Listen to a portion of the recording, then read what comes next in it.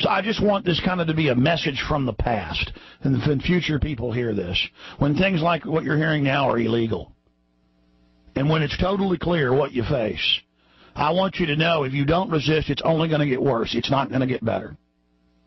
And you will realize that you're the leaders, and you will realize that it's up to you to take action with God's help when you're really against the wall. So this is my message to you in the future. A lot of people came before me, and I'm here, and I came before you. And I'm telling you, you don't have a choice. The bio attacks they've launched against you, the herding into the cities, every few years a more horrific event, cocktails of attacks, everything you've gone through. Now you've got to spread the word to your fellow man. Now everyone will see the truth now that you're in lockdown prison cities. And I'm speaking to the secret police of the future. Your mother, your father, your children are dying from the bioweapons. You're dying from the engineered cancers. I know that information is restricted to you now, but in our age, we were able to access that information before it had been erased. There was once a time of goodness. There was once a time of wholesomeness. I know many of you in the future will, at many levels, not even be able to consciously understand what I'm saying, or will be emotionless because you've been given the vaccines to, quote, cure you from drug use that attacked the areas of your brain associated with endorphin absorption. And so many of you have been lobotomized, but you can pray to God, and God can heal anything. I'm sorry that we didn't fight hard enough for you, and I'm sorry that we didn't do everything we could, but I want you to know I tried.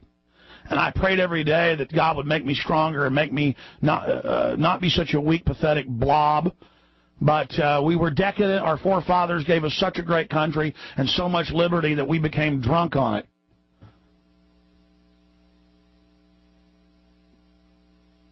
I know your future system is basically computer operated and is fire and forget. I know that it's all automated, but there's got to be a way out of it for humanity. There's got to be a way out of it. If you could even understand me, I know the language has been changed drastically, and I know access to what the language previously was has become restricted. But please research. It was once better. It was once freer.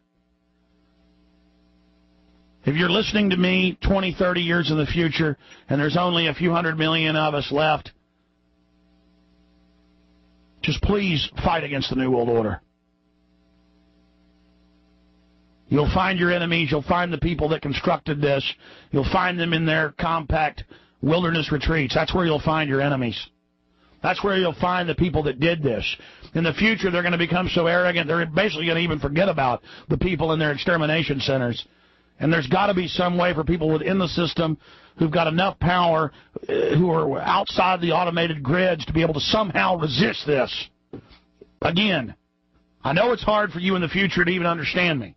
By the way, folks, this isn't a joke or a game, people here in the present hearing this. This is what's going to happen, you buffoons.